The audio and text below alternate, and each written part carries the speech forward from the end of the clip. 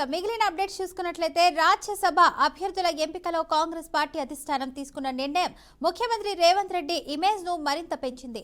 ఆయన ముఖ్య అనుచరుడు సీఎం సలహాదారుడు వేం సురేందర్ రెడ్డి అభ్యర్థిత్వాన్ని అయితే హైకమాండ్ ఆమోదించడం ఇతర పార్టీల్లోనే కాదు కాంగ్రెస్ లోని పలువురు నేతలను ఆశ్చర్యానికి అయితే గురిచేసింది.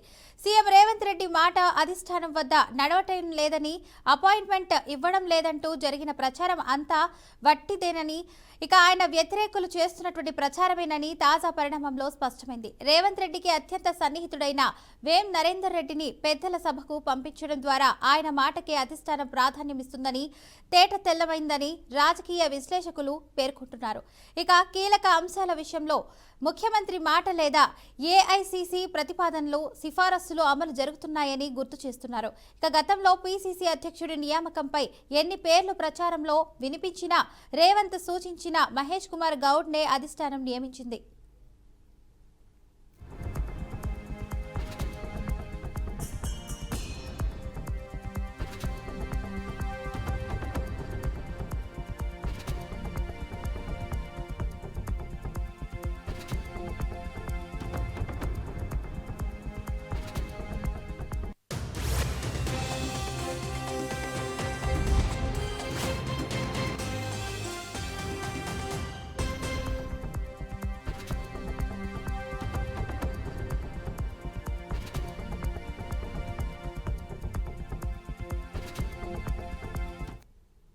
మంత్రివర్గ విస్తరణ, గతంలో రాజ్యసభ అభ్యర్థుల ఎంపిక, ఎమ్మెల్సీగా అద్దంకి దయాకర్, కంటోన్మెంట్ జూబ్లీహిల్స్ ఉప ఎన్నిక అభ్యర్థుల ఎంపిక, ఇలా అనేక సందర్భాల్లో రేవంత్ రెడ్డి పైచేయిగా సాగుతుంది. తాజాగా జరిగిన రాజ్యసభ అభ్యర్థుల ఎంపిక విషయంలోనూ ఇదే జరిగిందన్న అభిప్రాయాలు వ్యక్తమవుతున్నాయి. ఇదే ఉత్సాహంతో రాబోయే రోజుల్లో జరిగే అసెంబ్లీ ఎన్నికలు, అంతకంటే ముందు జరిగే స్థానిక సంస్థల ఎమ్మెల్సీల ఎన్నికల్లోనూ రేవంత్ తనదైన ముద్ర వేస్తారని అంచనా వేస్తున్నారు. ఈ క్రమంలోనే రెండోసారి కూడా కాంగ్రెస్ ప్రభుత్వం వస్తుందని రేవంత్ పలు సందర్భాల్లో ధీమా వ్యక్తం చేస్తున్నారు. తాను సూచించిన వారికే అత్యధిక టికెట్లు వచ్చే విధంగా ఇప్పటి నుంచే ఆయన వ్యూహానికి పదును పెడుతున్నట్లుగా సమాచారం. నియోజకవర్గాల పునర్విభజన, మహిళా బిల్లులు అమల్లో అత్యధికులు కొత్తవారే బరిలో ఉంటారని అంచనా వేస్తున్నట్లుగా తెలుస్తుంది.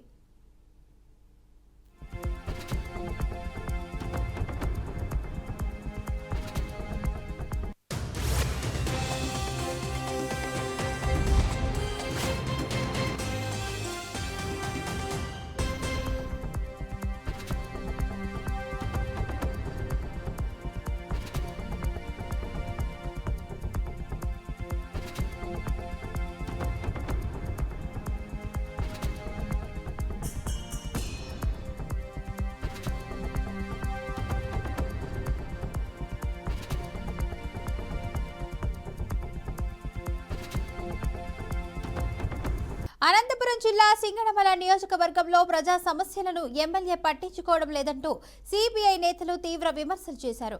ఎమ్మెల్యే ద్విసభ్య కమిటీ నియోజకవర్గానికి గాలికి వదిలేశారని సిపిఐ సింగనమల నియోజకవర్గ కార్యదర్శి నారాయణ స్వామి ఘాటు వ్యాఖ్యలు చేశారు. నియోజకవర్గంలో అవినీతి, అక్రమాలు పెరుగుతున్నాయని మండిపడ్డారు. ఎమ్మెల్యే ద్విసభ్య కమిటీ ప్రజా సమస్యలను పూర్తిగా నిర్లక్ష్యం చేస్తున్నారని ఆవేదన వ్యక్తం చేశారు. అందరం ఒకటే అని చెప్తున్నప్పటికీ ప్రజలకు పడే పనులైతే జరగడం లేదన్నారు. ఇక ఉపాధి హామీ పథకంలో విచ్చలవిడిగా అవినీతి జరుగుతోందని ఆయన ఆరోపించారు. ఈరోజు హ్యూమన్ కమిటీను, అదేవిధంగా ఎమ్మెల్యే గారు రాజీ అయినారని వార్తలు వస్తా ఉన్నాయి. మరి నిజంగా నేను చూస్తా ఉన్నా, మరి ఎక్కడ కూడా ఏదేగానో ప్రజా సమస్యలు ఏదన్నా వస్తే దాన్ని పరిష్కరించే దాంట్లో పూర్తిగా విఫలం చెందుతా ఉన్నారు. ప్రజలన్నా, రైతులన్నా, మొత్తం కార్మికులన్నా కూడా ఎవరిని కూడా పట్టించుకునే నాతుడు లేడు. దానికోసమే ఈ నియోజకవర్గంలో రేపు సోమవారం 9వ తారీఖున నియోజకవర్గ వ్యాప్తంగా కూడా మనం ఒక ప్రజా సమస్యల పైన ఒక మన రౌండ్ టేబుల్ సమావేశం, అన్ని పార్టీలను, ప్రజా సంఘాలను, కుల సంఘాలను అందరినీ కూడా పిలిచి ఒక ప్రజా వేదిక పైన ఆడ రౌండ్ టేబుల్ సమావేశంలో చర్చ చేయాలా. ఈ నియోజకవర్గంలో ప్రజలకు పని చేసే విధంగా, రైతులకు పని చేసే విధంగా ఈ కూటమి ప్రభుత్వాన్ని, అదేవిధంగా అధికారులని ఖచ్చితంగా మనము పని చేసే విధంగా వాళ్ళని మెడలు వంచాల్సిన బాధ్యత కమ్యూనిస్టు పైన, మన పైన ఉంది. వాటిపైన రేపు సోమవారం నాడు పెద్ద ఎత్తున బుక్కరాంధ్ర మండల కేంద్రంలో ఎంఆర్ఓ ఆఫీస్ లోనే ఒక రౌండ్ టేబుల్ సమావేశం, ప్రజా సమస్యల పరిష్కార దిశగా ఒక సమావేశాన్ని ఏర్పాటు చేస్తా ఉన్నాం. దాంట్లో అందరూ కూడా అన్ని సంఘాలు, అన్ని ప్రజా కులాల సంఘాలు, అదేవిధంగా రాజకీయ పార్టీలు కూడా పాల్గొనాల్సిందిగా అందరికి కూడా తెలియజేస్తాం. నియోజకవర్గ వ్యాప్తంగా వచ్చి దాంట్లో పాల్గొంటారు, మరి పిలుస్తాం. మరి ఇలాంటి పరిస్థితి ఈ రోజు వస్తా ఉంది. మనం చూస్తా ఉన్నాం. ఈ రోజు ఉపాధి హామీ పథకం ఏం జరుగుతా ఉంది? రోజు పేపర్లో టీవీలో వస్తా ఉంది. మళ్ళీ ఏం జరుగుతుంది? ఇదే గార్లదిన్ మండలంలో ఏంది తెలుగుదేశం పార్టీ అయినా కన్నంపల్లి ప్రసాద్ రోజు పేపర్ అసలు సోషల్ మీడియాలో వస్తా ఉంది. మనమ్మ ఎక్కడ చూసినా కూడా అంత దోపిడీ జరుగుతా ఉందని చెప్తా ఉన్నారు. ఎక్కడే కానీ పనులు జరగలేదు. ఎక్కడ కూడా పనులు జరిగినా కూడా కూలీలతో డబ్బులు వసూలు చేస్తా ఉన్నారు. జేసీపీలు అట్లా ప్రొక్లైన్స్ పెట్టి పని చేస్తా ఉన్నారు. ఎక్కడ పోయినా కూడా అవినీతి జరుగుతా ఉంది. ఈ ప్రభుత్వం వచ్చిన తర్వాత పీర్లెసెంట్ ప్రజా అధికారులు ప్రజా ప్రతినిధులు బాగుపడుతున్నారు తప్ప పేదవాడు గాని కూలోళ్ళు గాని రైతులు గాని ఏమాత్రం కూడా బాగుపడింది పాపన పోలేదు. ఈరోజు తూర్పుగోదావరి జిల్లాకు మళ్లీ రీ ఎంట్రీ ఇచ్చిన పెద్దపులి గోకవరం మండలం మల్లవరం గ్రామ శివారులో గుర్తించబడింది. 15 రోజులుగా పోలవరం జిల్లాలో గిరిజన గ్రామాల ప్రజలకు భయం కలిగించిన ఈ పెద్దపులి ఇప్పుడు తూర్పుగోదావరి జిల్లాలో కనిపించడంతో గ్రామస్తులు అప్రమత్తంగా ఉండాలని అధికారులు హెచ్చరించారు. పంచాయతీ అటవీ శాఖ అధికారులు గ్రామాల్లో నిరంతరం పర్యవేక్షణ చేపట్టి ప్రజలను ఒంటరిగా బయటకు వెళ్లకుండా సూచిస్తున్నారు. పెద్దపులి కదలికలను ట్రాక్ చేస్తూ డ్రోన్ కెమెరా ఆధారంగా ఎప్పటికప్పుడు గుర్తిస్తూ స్థానికులకు వెంటనే హెచ్చరికలు అందిస్తున్నారు. ఇక మల్లవరం అటవీ ప్రాంతం దగ్గర సింగారమ్మ తల్లి తీర్థ మహోత్సవం జరగడంతో భద్రతా చర్యలు మరింత పెంచబడ్డాయి.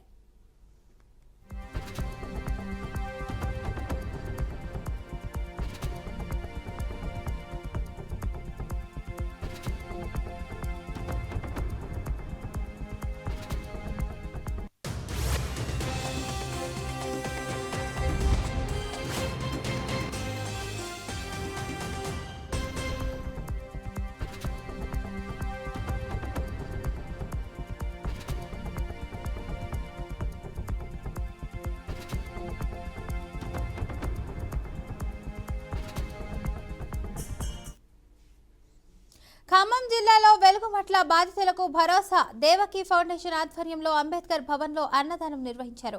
వెలుగుమట్ల భూధాన్ బోర్డు స్థలంలో నివసిస్తున్న నిరుపేదల గుడిసెల తొలగింపుతో నిరాశ్రయులైన వందలాది కుటుంబాలకు అండగా దేవకీ ఫౌండేషన్ ముందుకొచ్చింది. ప్రస్తుతం టీటీడీసీ అంబేద్కర్ భవన్లో ఆశ్రయం పొందుతున్న బాధితులకు ఆహార సదుపాయం కల్పిస్తూ మానవతా సేవ కార్యక్రమం నిర్వహించారు. పసిపిల్లలు వృద్ధులు సహా బాధిత కుటుంబాలకు భోజనం అందించారు. సంస్థ వ్యవస్థాపకులు బీజేపీ రాష్ట్ర కోశాధికారి దేవకీ వాసుదేవరావు ఆధ్వర్యంలో ఈ అన్నదాన కార్యక్రమం నిర్వహించారు. ఆపదలో ఉన్న వారికి అండగా నిలవడం సామాజిక బాధ్యతగా భావిస్తున్నామని ఆయన తెలిపారు. బాధితులకు న్యాయం జరిగేలా తమ వంతు కృషి చేస్తామని హామీ ఇచ్చారు. పేద ప్రజలు గత నెల 24 నుంచి ఇల్లు ఒళ్ళు అన్నీ సర్వం కోల్పోయి అనేక రకాల ఇబ్బందులు పడుతుంటే వాళ్ళ యొక్క భవిష్యత్తు అగమ్య గోచరంగా మారిపోతే ఈ యొక్క జిల్లా నుంచి ఉన్న మంత్రులు 3 మంత్రులు ప్రజల్ని 3 ముక్కల ఆటలాగా ఆడుకుంటుంటే మరి భారతీయ జనతా పార్టీ మొదటి నుంచి వాళ్ళకి అండగా నిలబడితే పిచ్చి ప్రేలాపన చేస్తున్న పొంగులేటి శ్రీనివాసరెడ్డి గారు నోరు అదుపు పెట్టుకోవాలని చెప్పి భారతీయ జనతా పార్టీని తెలియజేస్తూ విషయంలోకి వెళ్తే మరి ఇందిరమ్మ రాజ్యం అంటే ఇల్లు కూల్చేయడమేనా? ప్రజాపాలన అంటే ప్రజల్ని రోడ్ల మీద గీడ్చడమేనా అని చెప్పి ఈ రోజున ఖమ్మం ప్రజలందరూ కూడా అడుగుతున్నారు. మీరేదో ప్రజల బాగు కోసం, ప్రజల భవిష్యత్తు కోసం, ఈ జిల్లా బాగు కోసం పార్టీలు మారి కండవాలు మారి మీకు ఉద్యోగాలు అయితే వచ్చినాయి, కానీ ప్రజల నోట్లో మన్ను కొట్టిన వైద్యం ఏది ఉందంటే అది మాత్రం క్షమించరాని భగవంతుడు కూడా మిమ్మల్ని క్షమించే పరిస్థితి లేదు.